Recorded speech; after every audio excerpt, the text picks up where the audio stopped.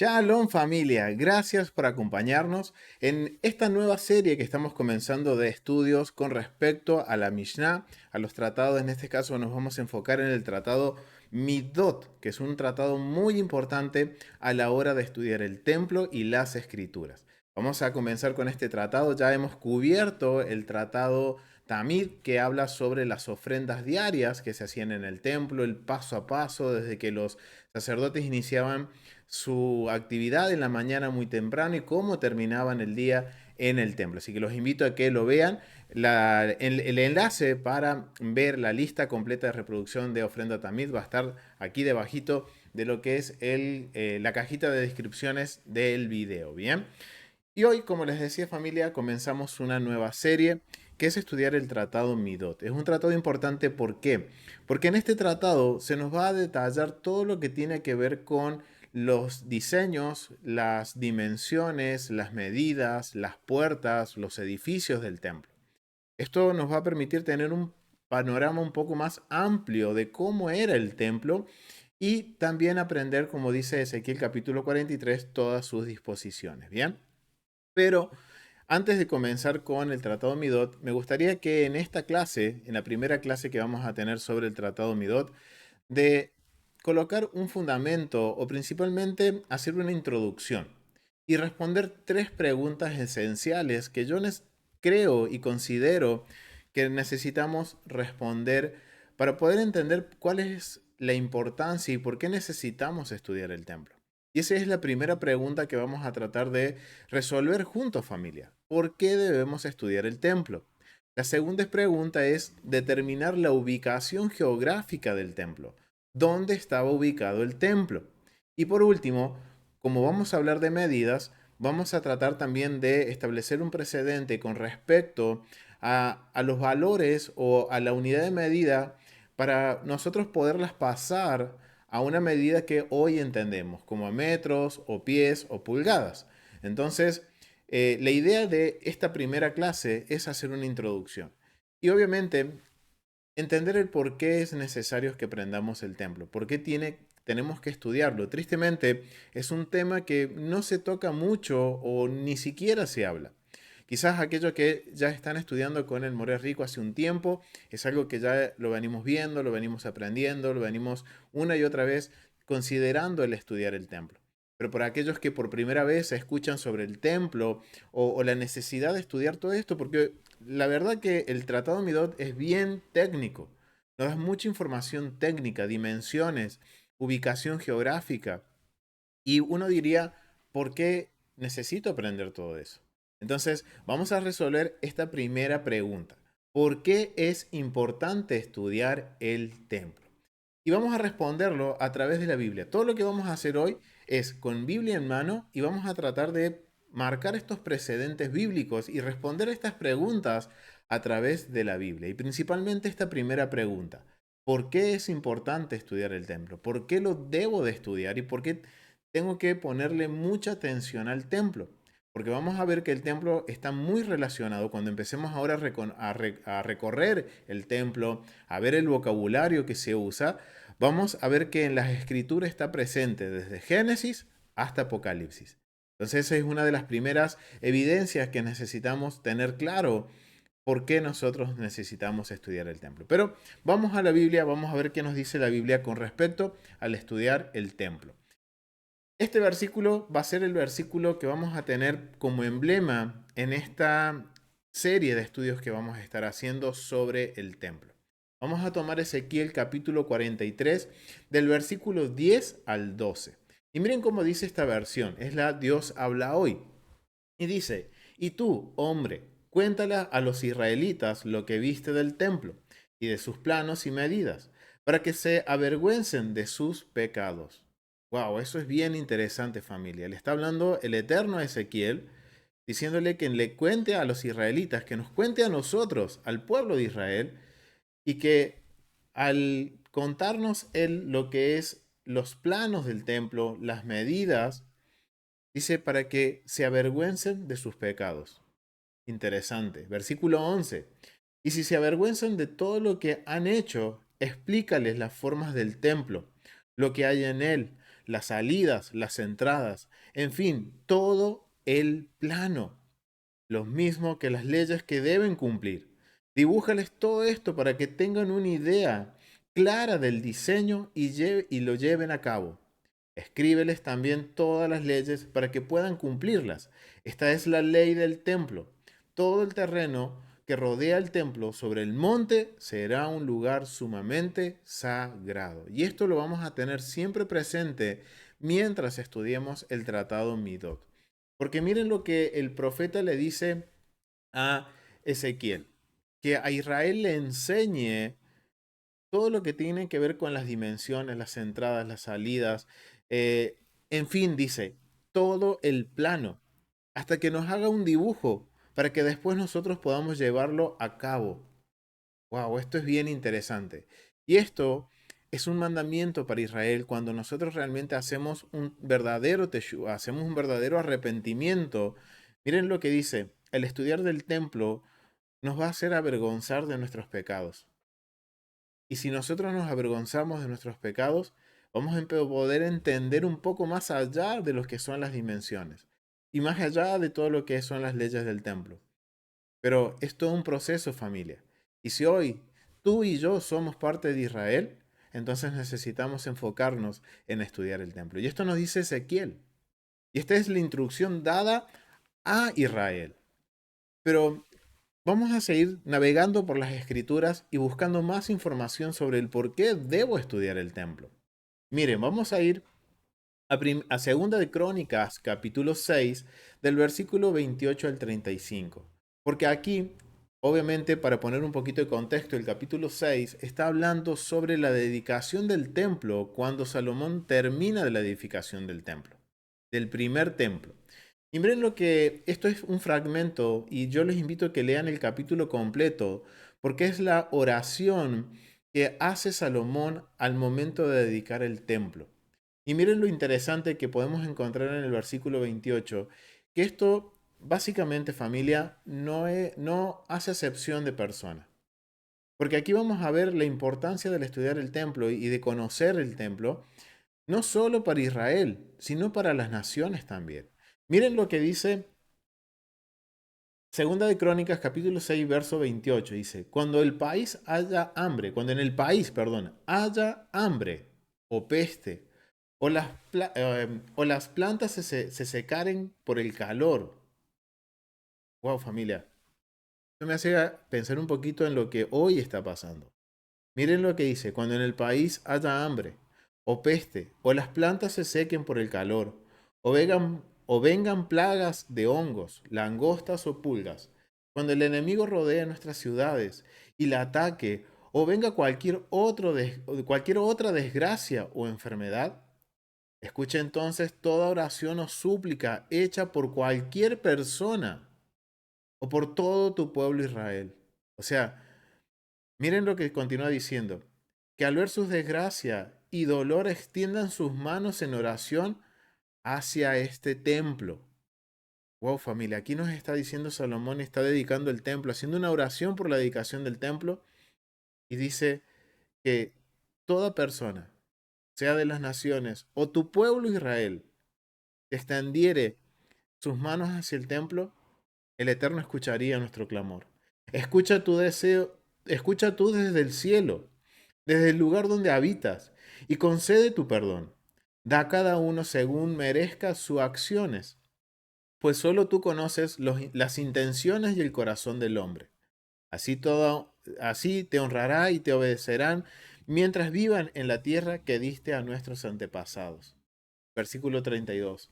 Aun si un extranjero, miren, aun si un extranjero, uno que no sea de tu pueblo, viene de tierras lejanas por causa de tu nombre grandioso y de tu gran despliegue de poder, y ora hacia este templo, mira hasta hacia dónde va a orar el extranjero. Familia, en un momento nosotros éramos estos extranjeros. Y conocimos del nombre grandioso y del gran despliegue de poder que hizo el Eterno.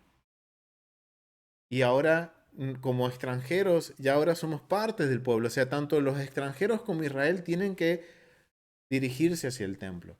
Dice, escucha el versículo 33, escucha tu deseo, tú desde el cielo, desde el lugar donde habitas, y concédele todo lo que te pida, para que todas las naciones de la tierra te conozcan y te honren, como lo hace tu pueblo Israel. Y comprendan que tu nombre es invocado en este templo que yo te he construido, dice Salomón. O sea, miren el propósito también del templo. El propósito es que todas las naciones entiendan que el nombre del Eterno es invocado en ese lugar, en la casa, en el Beit Hamidash, en el templo. Verso 34. Cuando tu pueblo salga a la lucha contra sus enemigos, donde quiera que tú los envíes, si oran a ti en dirección de esta ciudad que tú escogiste y del templo que yo te he construido, escucha tú desde el cielo su oración y su ruego, y edifica y defiende su causa. Wow, familia. Acá tenemos dos precedentes del por qué nosotros debemos estudiar el templo. Ezequiel le está hablando a Israel. Y después vemos en Segunda de Crónicas, cuando Salomón construye el templo, no solo es Israel, sino que también los extranjeros, aquellos que creen y han conocido el gran poder y el nombre del Eterno, tienen que estudiar el templo. Debemos conocer su ubicación. Tenemos que saber hacia dónde es, hasta qué lugar podemos ingresar como extranjeros o como personas que no somos parte de Israel y que ahora, gracias a Yeshua, somos parte de Israel. Entonces, lo interesante es que vemos que todo esto se está hablando como en un contexto como si fuera un mandamiento.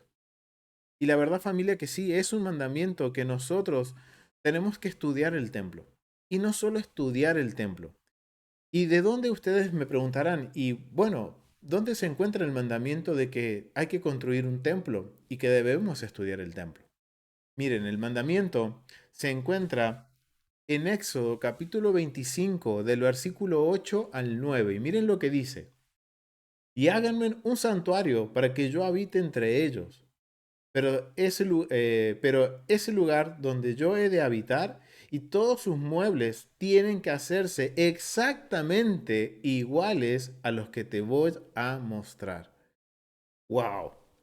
Estos versículos son los que nos determinan el mandamiento, la ordenanza que debe cumplir Israel. Y no es solo estudiarlo, sino que es procurar que, dice, háganme un santuario para que yo habite entre ellos. Y ese es el propósito del templo.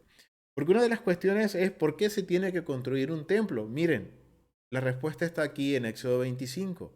Es porque el Eterno quiere habitar entre su pueblo. Él quiere estar entre nosotros. Y Él quiere eso. Pero miren lo que le dice en el verso 9 a Moisés. Que se tiene que hacer todo conforme al modelo, de acuerdo a lo que el Eterno ha estipulado. Y justamente el Tratado Midot se enfoca en describirnos el modelo. Y de esa forma nosotros poder también dar cumplimiento en parte a la profecía que dice Ezequiel capítulo 43, que tenemos que estudiar el plano, dice, el modelo, tal cual como el Eterno lo dio. Entonces, miren, aquí está el mandamiento y el mandamiento justamente se encuentra en Éxodo capítulo 25, versículo 8. Y este mandamiento es, obviamente, el construir el santuario aplica en la tierra de Israel y es cuando Israel está en gran parte ya en la tierra, debe construir el templo. Pero mientras estamos en la diáspora o expatriados, ¿qué tenemos que hacer? Estudiarlo, aprender, conocer todo esto. Y hay un porqué el que yo tengo que estudiar el templo, porque no es solo medida, familia, sino que vamos a ver también algo bien interesante que Pablo sabía y que necesitamos estudiar el templo para conocer algunos detalles importantes. Miren el mandamiento con respecto al construir un santuario. La esencia del mandamiento es construir una casa por causa a Hashem. O sea, construir una casa para el Eterno, para Dios. Las leyes de este mandamiento es, esta casa, el Beit Hamidash, es donde los ofreceremos nuestros sacrificios. O sea, miren cuál es el propósito, es de nosotros poder ofrecer nuestros holocaustos, nuestros corbán, nuestras ofrendas de acercamiento al Eterno. Y es a este lugar sagrado donde se nos ordenó ascender para las festividades de peregrinación cada año. Miren lo importante. Si yo hoy estoy aprendiendo a guardar las fiestas, los tiempos señalados, y si yo estoy aprendiendo todo esto, tengo que entender que, miren, Deuteronomio 16:16 no es bien claro. 3 veces al año subiremos a dónde? Al templo, a llevar nuestras ofrendas, nuestros diezmos, mostrar nuestra gratitud al Eterno. Entonces, con más razón, si yo hoy estoy en este camino entendiendo los tiempos señalados del Eterno, debo procurar aprender el templo, porque en un momento en el futuro voy a tener que ir al templo. Y es parte del mandamiento y por eso tenemos que procurar, miren, construir el templo y mientras tanto estudiarlo, aprenderlo.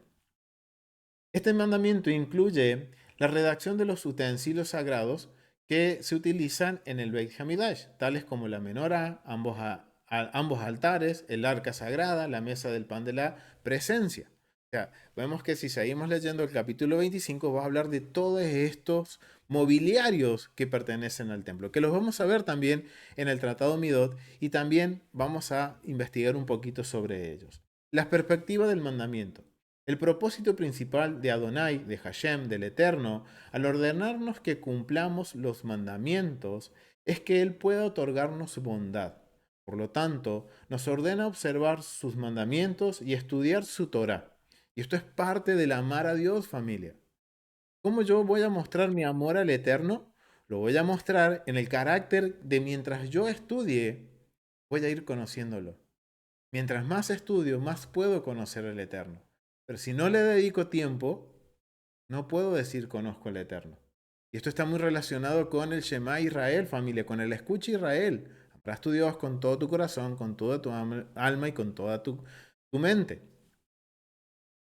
Porque de ese modo llegamos a ser mejores. Miren lo que dice, el poder estudiar los mandamientos, el poder ponerlos por obra, dice que esto nos va a ayudar a ser mejores y más dignos de recibir sus beneficencias. También nos ordena que establezcamos un lugar que debe ser limpio y puro, hasta lo máximo grado de limpieza, a fin de que haya un lugar donde podamos purificar nuestros pensamientos y rectificar nuestro corazón hacia Él. Miren familia, el propósito del templo es que podamos nosotros tener un lugar en donde purificar, dice, nuestros pensamientos y nuestro corazón hacia Él. Wow, familia. Entonces, esto nos muestra, al estudiar el mandamiento, al ver la interpretación que le dan los sabios de Israel al mandamiento, nos da a entender de que el estudiar el templo no es solo estudiar los patrones de medida, los edificios, las dimensiones, la geografía, la topografía del templo. No solo son datos técnicos, sino que el estudiar el templo nos requiere que podamos llegar a un conocimiento de la verdad completa de lo que significa el templo para nosotros, de lo que debería de significar para nosotros el templo. Y familia, esto es algo que Pablo conoce y por algo él nos hace una pregunta. Y yo seguro que se le está viniendo a mente la pregunta que Pablo nos hace, que ustedes no son el templo del Ruach HaKodesh, del Espíritu Santo.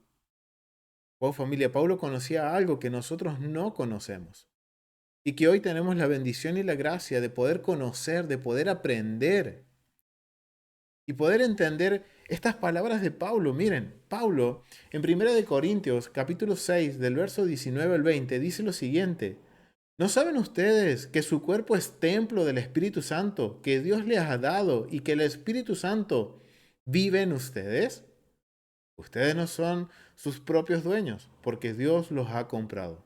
Por eso deben honrar a Dios en el cuerpo. Wow, familia, ¿por qué Pablo hace esta pregunta? ¿Por qué le está preguntando a los de Corinto esto? ¿No saben ustedes que son el templo del Espíritu Santo? Y hay algo que podamos a poder ver, y mientras nosotros estudiemos el templo, como les decía recién, vamos a conocer la verdad completa de su significado. Mientras más los estudiemos, más vamos a entender el por qué el Eterno quiere que estudiemos el templo. Y cómo eso, miren lo que dice Pablo, va a aplicar a nuestro cuerpo. ¿Cómo eso aplica a nuestro cuerpo? ¿Cómo yo voy a decir, soy templo del Espíritu Santo, pero no conozco cómo funciona el templo, los patrones del templo? Y el mandamiento, miren, cuando leíamos el mandamiento dice, ahora miren lo que podemos entonces entender lo que hay en la mente de Pablo y en la mente de las personas que escuchan a Pablo. Dice, el mandamiento concluye, también nos ordenó que establezcamos un lugar donde ser limpio y debe ser, perdón, un lugar que debe ser limpio y puro hasta el máximo grado de limpieza. El templo tenía que, como leíamos en Éxodo capítulo 25, ser perfecto, de acuerdo al modelo. Y no solo era que se hiciera todo de acuerdo al plan, sino que había que cumplir condiciones de pureza ritual y principalmente de pureza moral. Porque eso era el ambiente perfecto para que la santidad del Eterno, Él pudiera estar entre nosotros. Entonces, miren lo profundo que es esta pregunta que Pablo le hace a los corintios. ¿Ustedes creen que son, y parafraseando, ustedes creen que con lo que están haciendo, en la forma de vivir que ustedes están llevando, pueden decir que ustedes son templo del Espíritu Santo? ¿Están cumpliendo con un lugar limpio y puro para que la presencia del Eterno habite? Una gran pregunta, ¿no? Y si ustedes leen el contexto del capítulo 6, va a hablar de mucha inmoralidad. Cosas que la comunidad de Corintio tenía que lidiar con la inmoralidad a causa de lo que Roma creía que era correcto, moralmente correcto.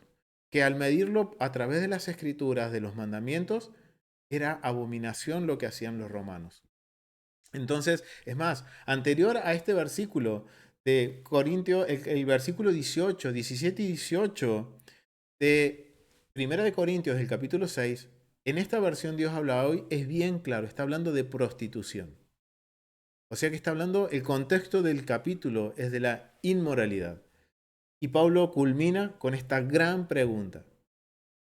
Entonces ahora esto nos determina la necesidad de que nosotros tenemos que estudiar el templo. El por qué yo tengo que estudiarlo. No podemos dejarlo a un lado. Y además que el vocabulario del templo lo vamos a ver en todas las escrituras. Se va a estar compartiendo en todas las escrituras. Entonces, ahora vemos la necesidad del por qué. Ahora entendemos el por qué le vamos a dedicar tiempo al templo. ¿Por qué le vamos a dedicar tiempo a conocer sus diseños, sus patrones, las medidas? Porque todo esto nos va a permitir entender cómo deberíamos nosotros como cuerpo funcionar. Para que realmente podamos decir, sí, dentro de mí tengo el espacio apto para que el Ruach HaKodesh, el Espíritu Santo, habite en mí. Pero ¿qué demanda esto?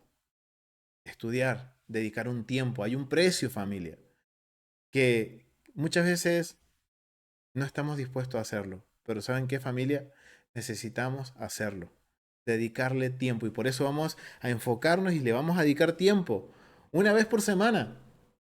A aprender sobre el templo, sobre el diseño, sobre sus planos. Para que el Eterno pueda ir revelándonos que hay cositas nuestras para corregir y para que nosotros poder estar aptos para cuando el Eterno diga, vengan a casa, retornen a la tierra, retornen a mi casa, como dice en Isaías capítulo 56. Él nos llevará a su casa de recreación, a su casa, al templo, nos recreará en el templo. ¿Y qué debemos hacer nosotros? Abrazar el pacto, guardar sus días de reposo. Y Él nos llevará a su casa, al Beit Hamidash. Entonces, si Él nos llevará a su casa, necesitamos aprender cómo es su casa. ¿Cuáles son las leyes que hay en su casa? ¿Cuál es la conducta que tenemos que tener dentro de su casa? ¿Cuál es el orden que debemos llevar? Y ese Es el propósito y por eso ahora entendemos cómo en Ezequiel, capítulo 43, le dice, ahora entendemos por qué le dice, si Israel se arrepiente y estudia el templo, se avergonzará de sus pecados, porque nos enseñará la conducta correcta que nosotros necesitamos tener para entrar a la casa del rey. Algo interesante, ¿no? Y yo les invito a que sigamos aprendiendo. Y aquí ya hemos cubierto la primera pregunta de romper ese paradigma de que no, que el templo no lo debemos estudiar. Sí, familia, hay que dedicarle tiempo. Tiempo. Hay que dedicarle mucho tiempo. Y también esforzarnos, familia. No lo podemos descartar. ¿Por qué? Porque es la casa de nuestro rey. Entonces ya respondimos la primera pregunta. Ya hemos respondido a la primera pregunta. Ahora la segunda pregunta es, ¿dónde queda este lugar? Porque hay distintas tareas, hay distintas teorías, hay distintos puntos de vista. Pero nos vamos a dedicar a través de las escrituras a determinar dónde es la ubicación del templo. Vamos a ir a Jeremías capítulo 30 y miren lo interesante porque en Jeremías capítulo 30 nos dice lo siguiente. A ver, Jeremías 30, 18.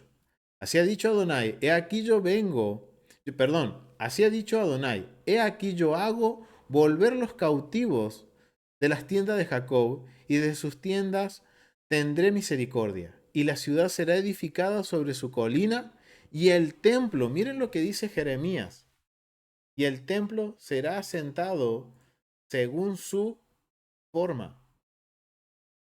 Wow, familia, esto tiene que ver con profecía también el templo. En los tiempos futuros, dice Jeremías, que cuando las tiendas de Jacobo, se está hablando de Israel por completo, esta profecía se ha cumplido parcialmente, porque hoy en la tierra se encuentra Judá, pero aún quedan 10 tribus por regresar. Y aquí está diciendo el profeta Jeremías cuando volvieran los cautivos de la tienda de Jacob, está haciendo mención a todo Israel, dice, él tendrá misericordia de las tribus, de sus tiendas. Y se edificará sobre la colina. Ahora la pregunta es, ¿sobre qué colina se edificará la ciudad? Y el templo será sentado según su forma, dice. O sea que el modelo tiene que ser el mismo siempre. El mismo modelo que se siguió en el primer templo, se siguió en el segundo templo y se va a seguir en el tercer templo. Y necesitamos conocerlo, porque es parte de lo que el Eterno nos ordena. Y aquí tenemos acá esto también es parte del por qué tengo que estudiar el templo. Y no solo eso, sino que, miren, nos está dando información sobre la ubicación y sobre el modelo del templo que tiene que ser igual. ¿Cómo yo voy a saber si es igual? Si yo lo estudio. Miren lo que dice Esdras, capítulo 5, verso 15. Y les dije, toma estos utensilios y ve y llévalos al templo que están en Jerusalén y sea reedificada la casa de Dios en su lugar. O sea que hay un lugar, un punto geográfico en donde el templo tiene que ser levantado. Que vemos que se levantó el primer templo fue en ese mismo lugar. Cuando se reedificó el segundo templo fue en el mismo lugar. Cuando en el primer siglo Herodes hace una remodelación, una refacción del segundo templo, se hace en el mismo lugar y por lo que entendemos se va a hacer según el modelo, según el patrón que el Eterno nos ha ordenado mantener en su lugar santo. Entonces, esto nos está marcando un patrón que el tercer templo se tiene que levantar en el mismo lugar, con las mismas medidas, con las mismas dimensiones, los mismos edificios. Y miren, la evidencia la tenemos aquí, en Esdras, que dice que se levanta en el mismo lugar. Y en Jeremías que dice en capítulo 30, con la misma forma. Entonces aquí estamos marcando precedentes que hay un lugar geográfico. En Jeremías es un poco más claro porque nos está hablando de un monte, de una ciudad. Ahora tenemos que conocer dónde es este lugar. Mire, en Segunda de Crónicas, capítulo 6, del verso 4 al 7, y vamos a marcar evidencias bíblicas, nos vamos a basar en la Biblia, porque la Biblia nos enseña dónde tiene que estar el templo y la ciudad. Miren lo que dice en Segunda de Crónicas, capítulo 6, del verso 4 al 7. Y él dijo, bendito sea Adonai, Dios de Israel, quien con su mano ha cumplido lo que prometió con su boca a David mi padre, diciendo, desde el día que saqué a mi pueblo de la tierra de Egipto, ninguna ciudad he elegido de todas las tribus de Israel para edificar casa donde estuviese mi nombre. Ni he escogido varón que fuese príncipe sobre mi pueblo Israel. Mas a Jerusalén he elegido. Wow, familia, miren, acá tenemos un precedente en donde el Eterno ha puesto su nombre. Dice, más a Jerusalén ha elegido, para que en ella esté mi nombre. O sea, no hay otro lugar en la tierra en donde el Eterno haya puesto su nombre. Lo puso sobre Jerusalén. Y dice, y a David he elegido para que sea este sobre mi pueblo Israel. O sea, que sea el príncipe, sea el rey sobre Israel. Y David mi padre tuvo en su corazón edificar casa al nombre de Adonai, Dios de Israel. Entonces ahora sabemos que el templo tiene que estar en donde, en el lugar donde el Eterno puso su nombre. Y ese lugar es Jerusalén. No hay otro lugar. Y hoy en día aún que la tierra está profanada, Jerusalén sigue portando el nombre del Eterno. Miren lo que dice Segunda de Crónicas, capítulo 3, verso 1. Comenzó Salomón a edificar la casa de Adonai en Jerusalén, en el monte Moriah. Hay un lugar específico dentro de Jerusalén, que es el monte Moriah, que había sido mostrado a David su padre, en el lugar que David había preparado en la era de Ornán Jebuseo. O sea, aquí vemos algunos precedentes bíblicos en donde está ubicado el templo.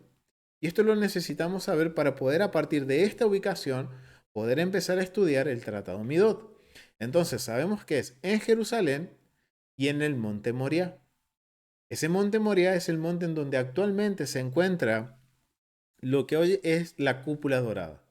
Esa profanación que se encuentra ahí, en ese lugar estaría ubicado, emplazado el primero y el segundo templo, porque es el lugar donde el Eterno puso su nombre. Y es el Eterno en donde indicó, de acuerdo al modelo, en donde se tiene que levantar el santuario. Ese lugar donde Israel tenía que procurar construir ese lugar para tener un lugar en donde la presencia del Eterno pudiera habitar entre medio de nosotros, entre medio de toda la humanidad. Y esto es una gran conexión con Génesis capítulo 1 y capítulo 2. Nos enseña que el templo es el microcosmo de lo que es la perfección, la creación perfecta del Eterno. Y ese punto de conexión que no nos permite olvidar de que en un momento el Eterno va a restaurar las cosas, el orden perfecto es el templo. Y por eso necesitamos estudiar. Y como habremos visto en el Tratado Tamid, era todo perfecto, meticuloso y perfecto. Entonces eso nos da una pequeña, podemos decir un pequeño ejemplo de lo que era el orden perfecto del Eterno en el Edén, en el jardín del Edén. Y aquí es interesante porque está dando una ciudad que es Jerusalén y un monte que es Moria, que es el monte escogido por el Eterno para establecer su casa. ¿Y cómo sabemos esto? Que el monte Moria es el monte que el Eterno ha escogido. Miren, nos vamos a ir al principio de la Biblia. Al principio del libro nos vamos a ir, familia, y vamos a ir a Génesis capítulo 22 del verso 1 al 2.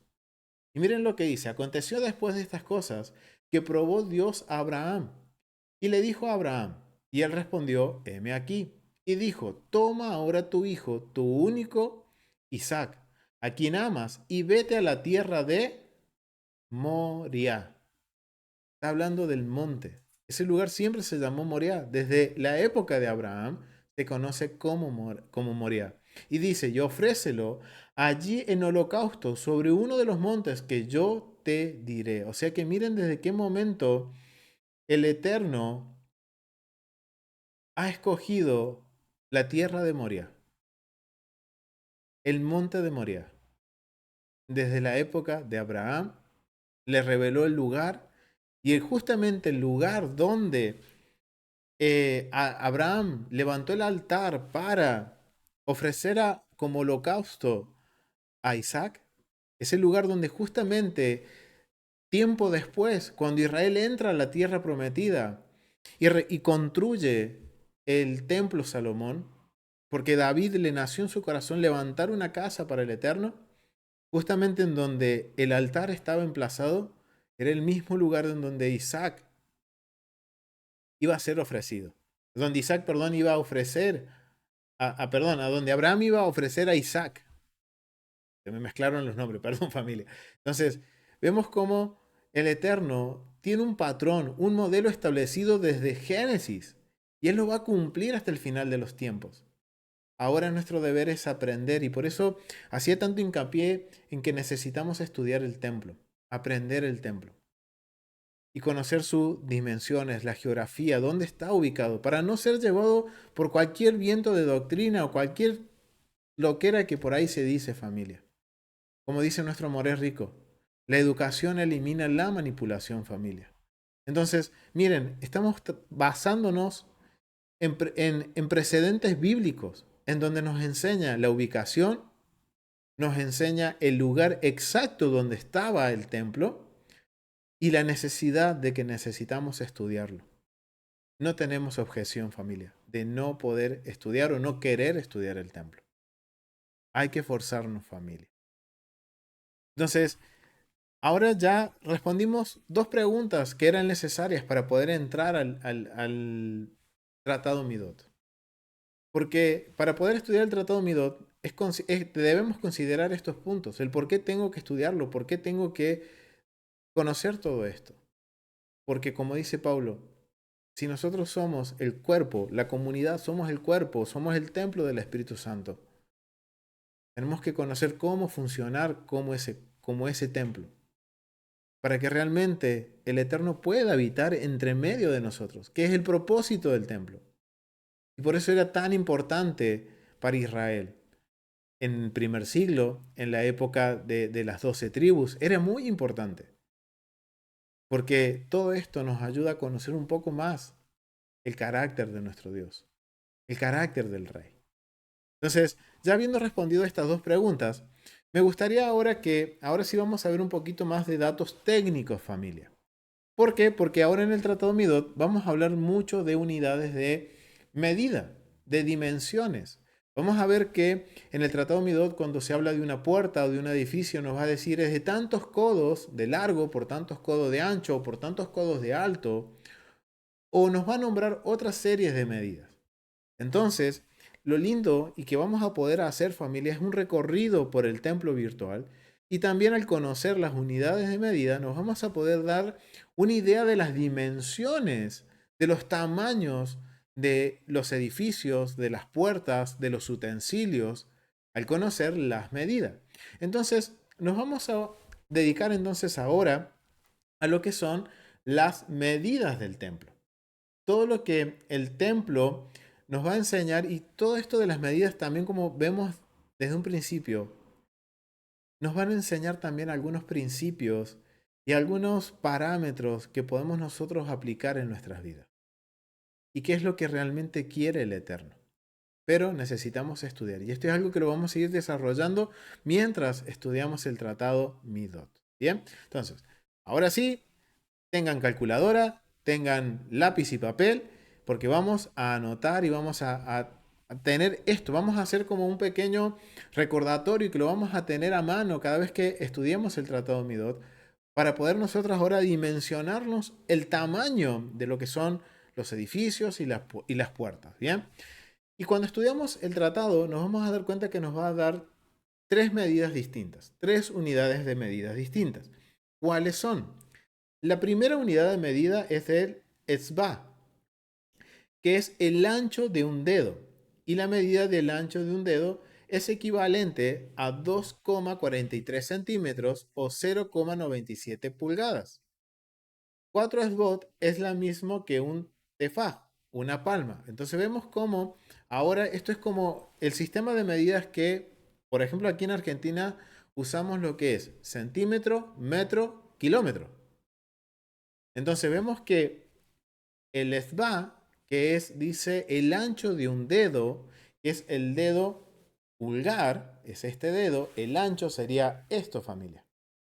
Esto sería el ancho. No así, sino de costado. Dice que esto equivale aproximadamente a 2,43 centímetros y que 4 de estos dedos equivalen a otra unidad de medida que se llama el tefaj. Es como decir, tantos centímetros equivalen a tantos metros. A un metro, por ejemplo. Tantos centímetros, un metro. Y así es como se va a ir dando esta unidad de medida. Solo que no usan metros, no usan centímetros, ni usa kilómetros, ni metros cuadrados, sino que está hablando de qué? De estas unidades muy particulares. Que ya conocimos la primera, que es el etzba. Recuerden, etzba, el ancho de un dedo, aproximadamente entre 2 a 2,43 centímetros o 0,97 pulgadas. Y dice que 4 de estos dedos equivalen a un tefaj. Y el tefaj es el ancho de la palma de una mano. Bien, la medida del ancho del tefaj es de 9,75 centímetros aproximadamente, 3,84 pulgadas. El tefaj, palmo de la mano, era una importante unidad de medida, comúnmente utilizada para poder especificar una longitud diferente a la mot o cúbito. O sea, miren, vamos a ver que muchas veces se va a hablar en las escrituras de codos, cúbitos o cañas de medir. Entonces, vemos que ahora que X cantidad de tefaj eran equivalentes, tantas palmas de manos eran equivalentes a un cúbito o a un codo. Y ahora vamos a ver que la palma de mano, como se considera, dice que es el ancho de 4 dedos. O sea que sería esto, familia. Ahí me estoy tapando la cara. Acá, ¿ven? Sería algo como esto. Y aproximadamente son casi 10 centímetros, un palmo. Entonces, cuando nosotros leamos, tanto en el Tratado Midot como en las escrituras, cuando habla de la unidad de un codo de medida o una mot de medida, está hablando de aquí de X cantidad de manos que están dentro de ese codo. O cuando se habla de un tefaj o de una palma, la medida de una palma es equivalente aproximadamente a 10 centímetros, a 9,75 centímetros. Y dice que X cantidad de manos, de palmas, van a dar como resultado lo que se conoce como amá, amot o cúbitos o codo. Y aquí hay algo bien interesante que en la arqueología se ha podido descubrir, que hay 3 tipos diferentes de medidas de amot que se utilizaban en el templo. La variante en las medidas dependía en relación con, con los diferentes niveles de santidad. O sea, miren familia, habían en este que es la unidad general que se usa para el templo, para dar las dimensiones, por ejemplo, de los edificios, dice que hay 3 tipos diferentes de codos y que equivalen a cierta cantidad de palmos.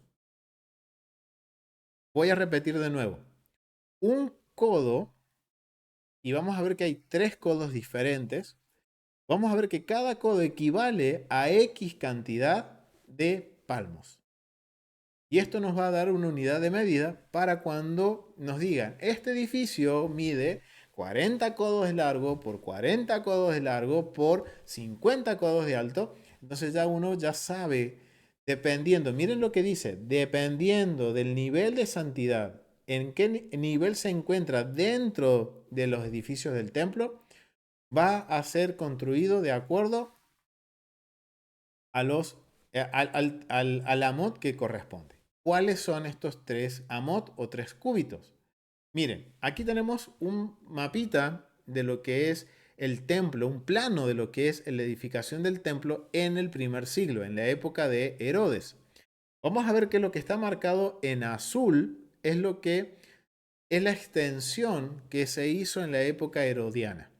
Bien, esta extensión se hizo hacia el sur, hacia el oeste y hacia el norte del templo.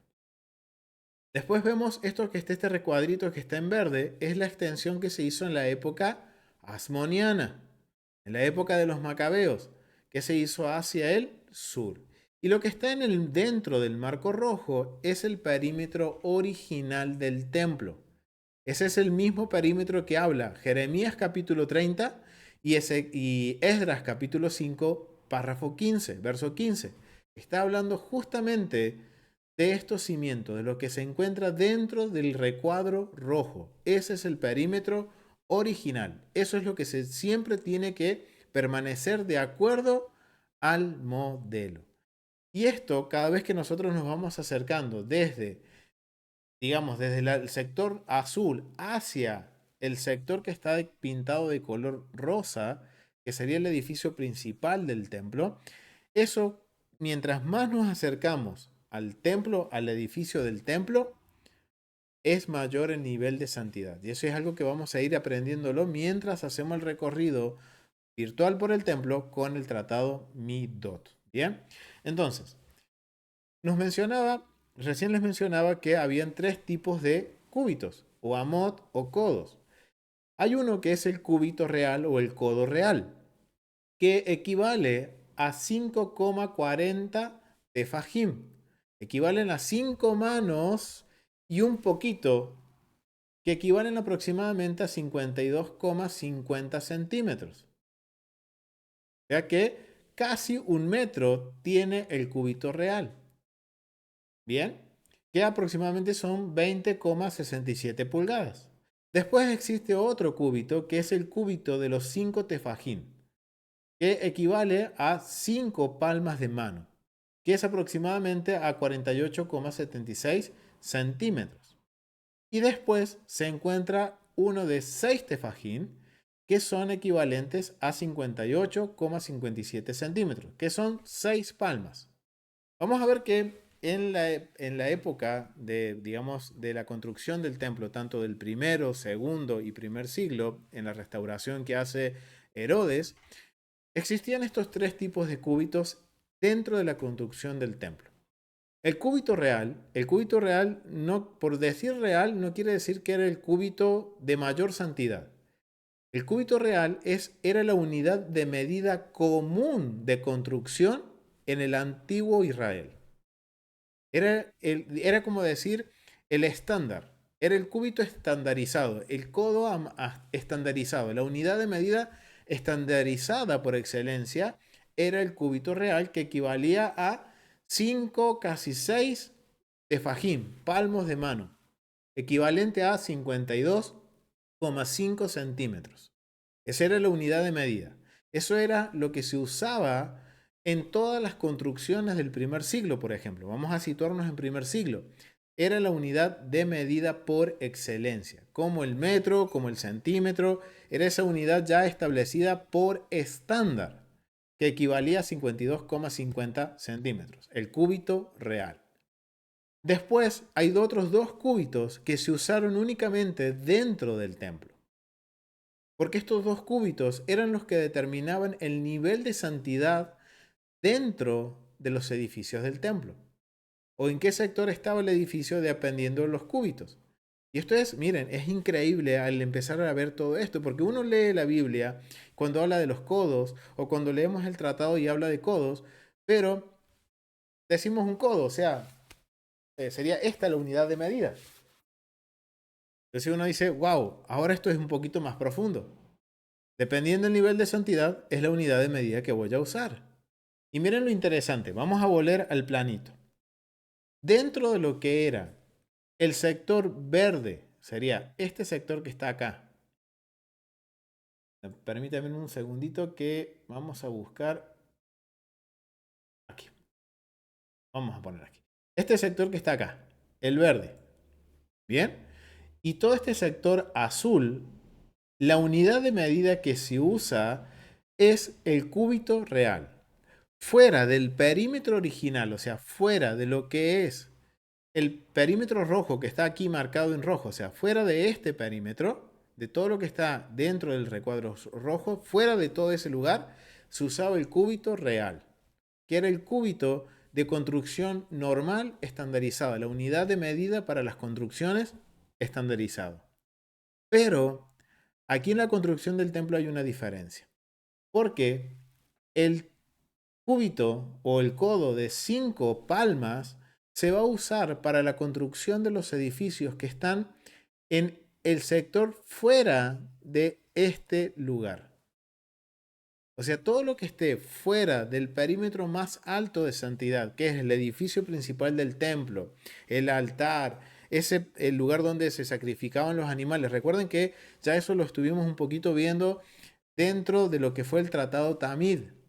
Ahora nos vamos a enfocar después en las medidas de esos elementos, porque hay una enseñanza en eso, familia.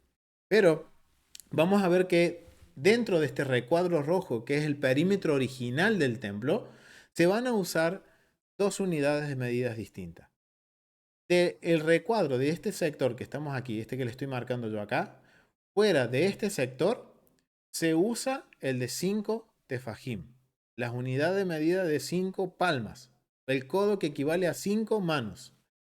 Y dentro de este sector, que es el lugar más santo, en donde se encuentra el edificio, el altar, la casa de degollamiento, el atrio de Israel, donde recuerden, los hombres de Israel estaban orando mientras se presentaba el incienso, todo ese sector, todos los edificios que están en ese sector, todo eso se medía de acuerdo al ancho de 6 manos. O sea, toda la unidad de medida que se usó para construir el altar, por ejemplo, vamos a ver que el altar nos va a dar una unidad de X cantidad de codos a lo largo, a lo alto y a lo ancho.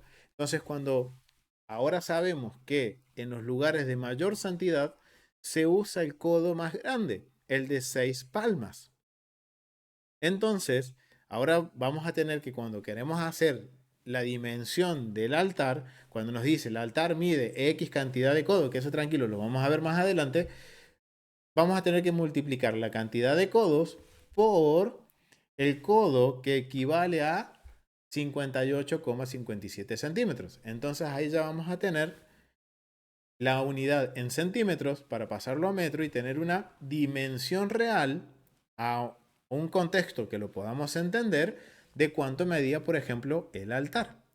Entonces, vamos a ver que el altar va a ser, por ejemplo, tomado de esta unidad de 6 tefajim. Pero cuando vamos a un edificio que está, por ejemplo, vamos a conocer que hay una pared, hay un lugar que es el perímetro original, que es de que dice Ezequiel capítulo 42, que habla de que había un perímetro original marcado de 500 codos por 500 codos. Esos codos hay que calcularlos en la unidad de 5 tefajim. O sea, la pared que va a delimitar el perímetro original del templo, hay que multiplicarlo cada codo por 48,76 centímetros. Y estas son las unidades de medidas que vamos a estar utilizando para dimensionar, para hoy poder visualizar y poder darnos una imagen de cómo eran y lo grande que eran los edificios, el altar, los utensilios, porque esto mismo se va a usar para medir los utensilios. Y ustedes me dirán, hermano, ¿y cómo usted sabe esto? ¿Cómo sabes esto de que existían dentro de la construcción del templo dos unidades de medidas distintas fuera del cúbito real? Miren, ¿cómo lo sabemos? Porque hay evidencia dentro de la Mishnah, en el Tratado Kelim, capítulo 17, verso 9, dice lo siguiente: el amá que mencionan con un amá promedio, o sea, está hablando que hay un amá promedio que es el cúbito real, y de ahí también que se menciona uno adicional dentro de lo que es la construcción del templo.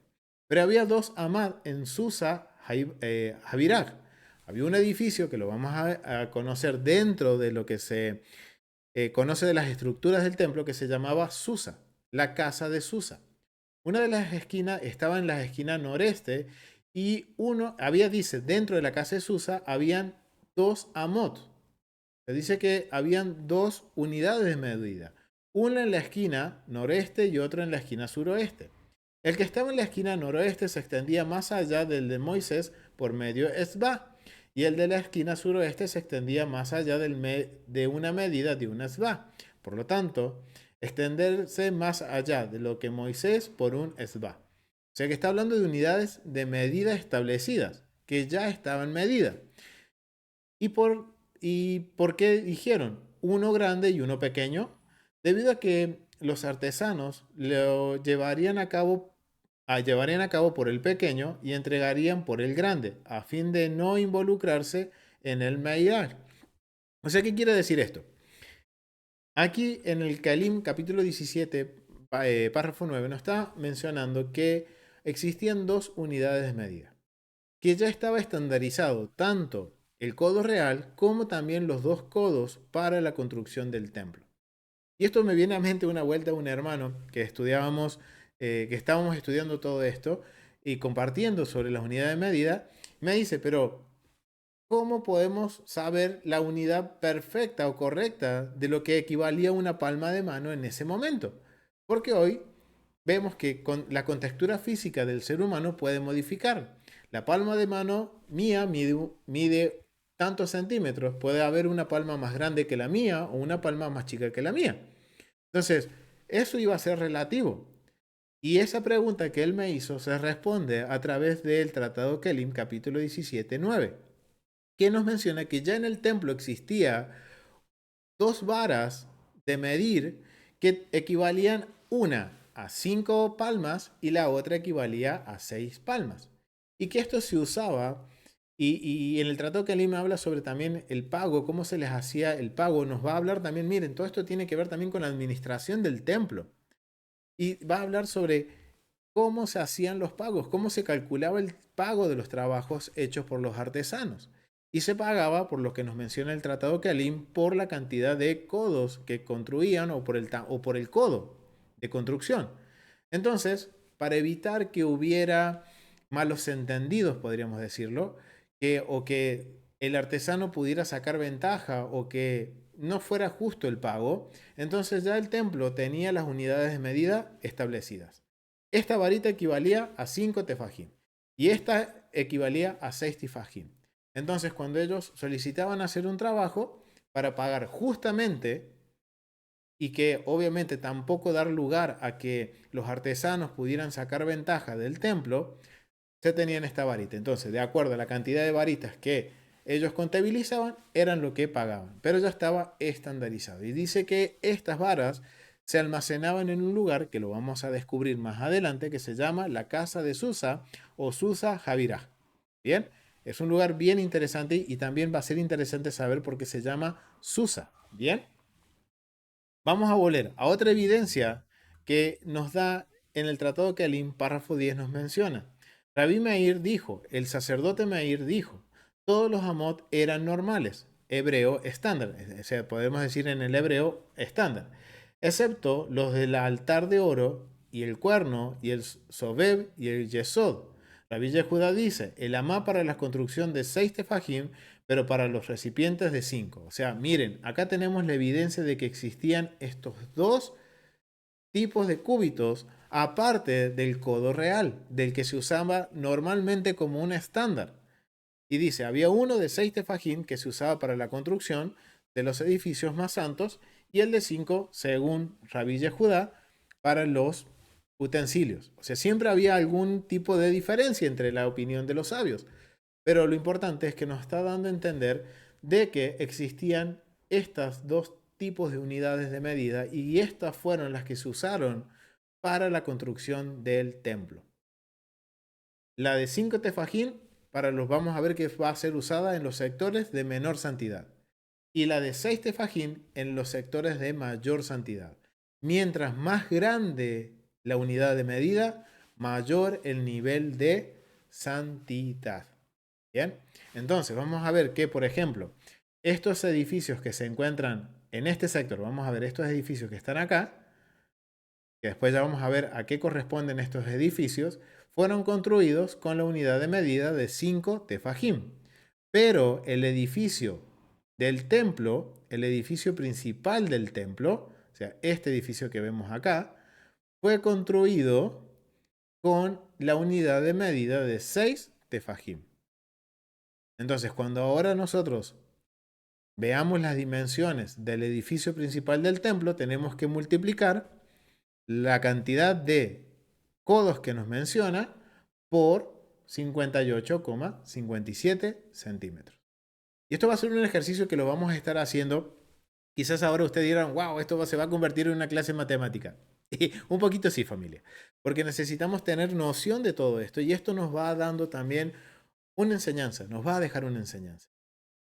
Y que obviamente una de las primeras enseñanzas que podemos entender, que mientras más nos acercamos a la presencia de Dios, del Eterno, de Dios, necesitamos mayor santidad. Es mayor la grandeza. Hay mucho que vamos a poder aprender. Y lo interesante es que lo vamos a seguir haciendo poco a poco, familia. No se preocupen. Vamos a ir poco a poco y nos vamos a detener en cada sector, en cada lugar del templo. Y vamos a tomar las medidas, tomar nota y hacer un plano de acuerdo a lo que el Eterno nos ha pedido. Y esto es bien interesante, familia, porque todo esto nos debe recordar las palabras de Ezequiel. Ezequiel nos dice que si nosotros nos arrepentimos, vamos a aprender sobre el templo.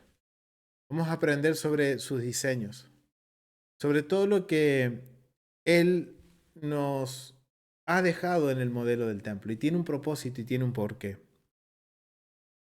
Y esto nos va a marcar también algunos estándares en nuestras vidas. Y va a ser, miren, lo hermoso de nuestro Padre Celestial, que a través de las medidas, a través de las dimensiones, de la función de los edificios, del rol y la función de los sacerdotes, nos va dando enseñanzas. Ya un poquito fuimos viendo en el Tratado Tamid, pero necesitamos dedicarle tiempo. Necesitamos aprender todo esto, porque de esta forma también estamos reconociendo nuestro arrepentimiento, haciendo nuestro arrepentimiento de corazón y reconociendo de que habíamos pecado. Y el propósito del templo, de sus medidas y de su plano es ese. Pero hay algo más interesante, familia, que para concluir esta primera clase del tratado Tamid, Midot, quiero dejarlos con esta frase que se le atribuye al sacerdote Esdras, que se encuentra digamos, en la Mishnah más completa, en la Mishnah que está en hebreo. Es más, el Tratado Midot, en una, digamos, Mishnah escrita en su lenguaje original, son varios tomos, son varios libros del Tratado Midot.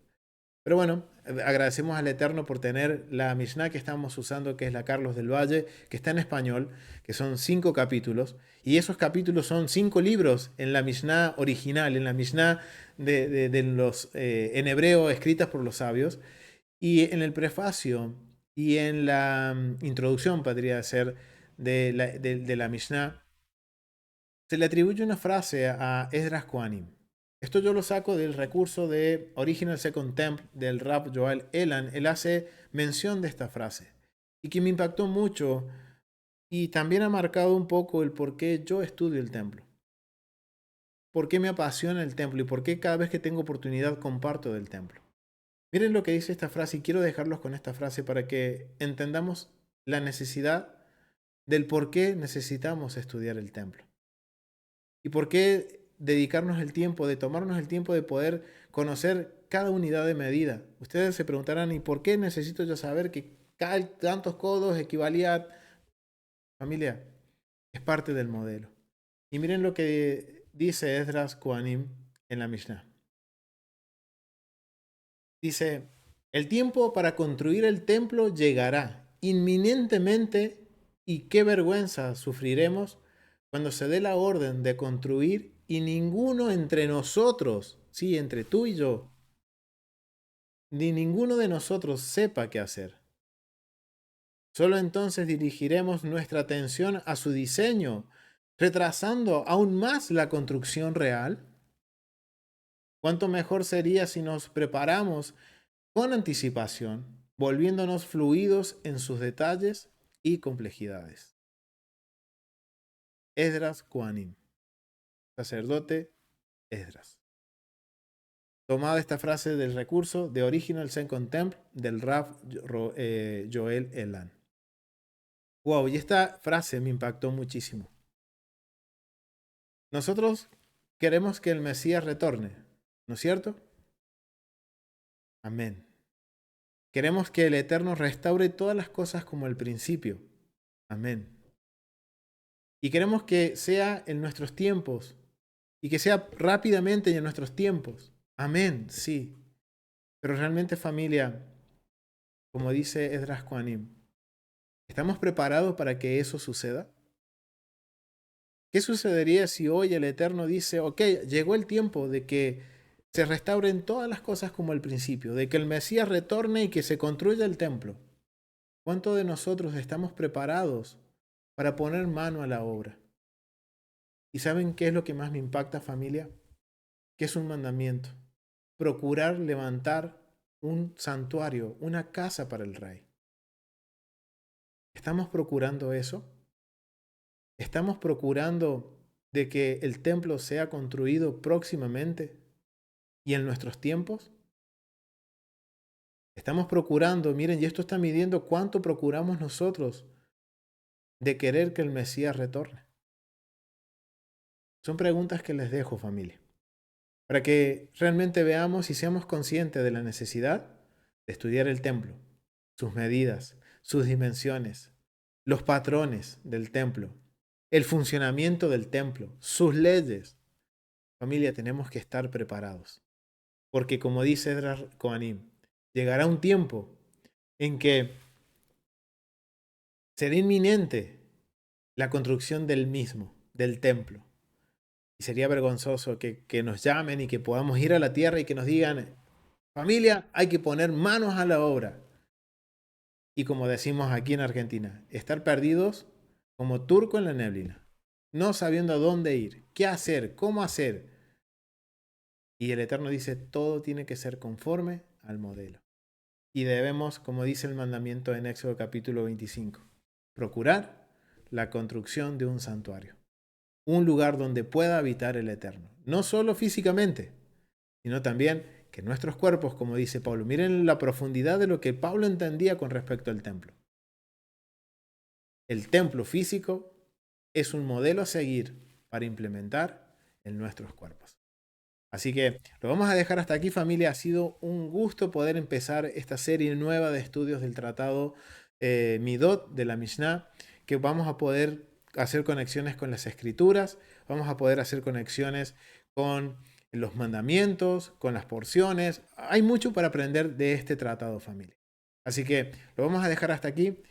Nos vamos a ver la próxima semana en el próximo estudio, en donde vamos a comenzar con el capítulo 1 del Tratado Midot, en donde vamos a hablar sobre las puertas del templo, la ubicación geográfica del templo, dónde estaban las puertas, el significado de cada puerta. O sea, hay mucho para aprender, familia. Así que los invito a que nos acompañen el próximo lunes para poder seguir estudiando el Tratado Midot. Así que, familia, muchas gracias. Agradecidos porque me hayan dado este tiempo para poder compartirles esta información. No la olviden, vuelvan a ver el video, tomen nota, porque vamos a necesitar cada uno de los datos que hoy vimos de lo que es las medidas del templo, lo vamos a necesitar para nuestro recorrido. Así que, familia, ahora sí, nos vemos en el próximo estudio. Shalom.